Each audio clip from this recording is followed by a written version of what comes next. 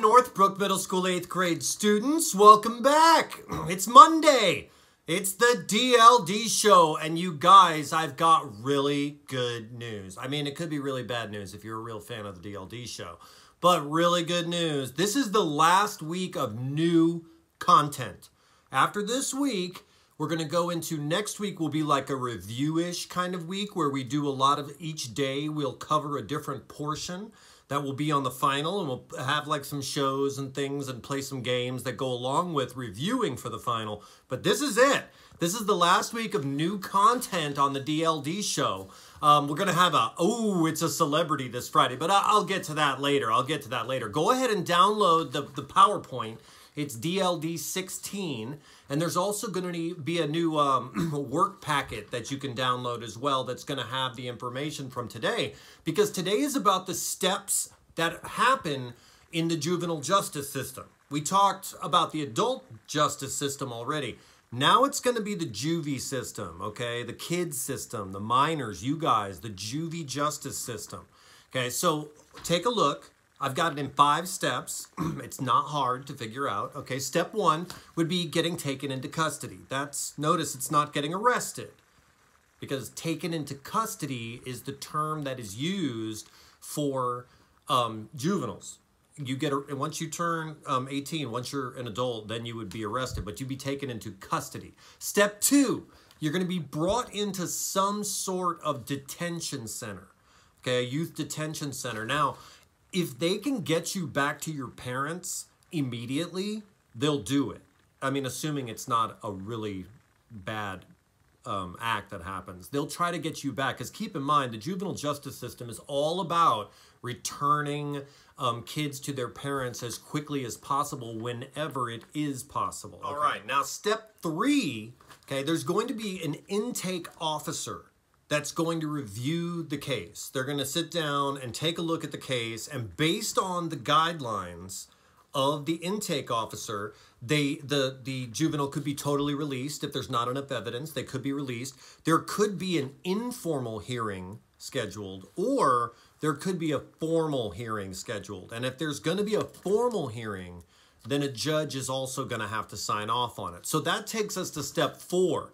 Which is the hearings themselves, okay? So if it's an informal hearing, and here's the important thing, if it's gonna be an informal hearing, the juvenile has admitted guilt, okay? He's admitted guilt, or she has admitted guilt, and the crime is not like a really bad thing. Now, if that happens, then you go to an informal hearing, okay? And the punishments there are generally not severe. It's going to be things that are about rehabilitation. You might have to do community service, but you might have to go to counseling. But keep in mind, the juvenile justice system, remember, it's very much about rehabilitation rather than punishment. Now, if you go to a formal hearing, okay, it's going to be split. The formal hearing, it's called an adjudicatory hearing. Take a close look at that word, that long word that begins with an A, adjudicatory hearing. That's the trial, where they're going to determine whether or not the defendant is guilty or innocent. And if the defendant is if they're innocent, I don't know what that is, but if they're innocent, they'll be let go. But if they're guilty, then there's going to be this phase called disposition.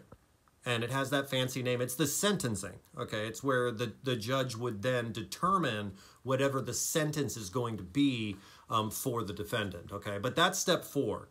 Whether it's an informal hearing or a formal hearing, that's step 4. And step 5 is the right to an appeal. And just like with adult offenders in the adult justice system, if you're found guilty, you have the right to ask for an appeal of your case and a review of your case. And that's it. It's very similar, except you'll see that informal-formal split. That's kind of different. And our million-dollar question today is about that. Okay, so the million-dollar question, keeping in mind that an informal hearing is going to be used when the defendant has admitted their guilt, and that it's normally not for something too bad, and the punishments aren't generally going to be too bad. So the question is, and I'll read it as it's on there, why do you think the juvenile justice system allows for some cases to be processed in an informal hearing like that? Okay, and is this a good thing? Is this a good system? So give us a thoughtful response about what you think about that. Don't just say blah, blah, blah. Like, tell us why. And then go find 2 of your peers and give a reply to them that advances the conversation. Ask a question, state a different opinion, expound on one of their opinions, go deeper. Okay, but go ahead and do that. And that's what we've got for today. Okay, now, celebrity this Friday. I'm excited.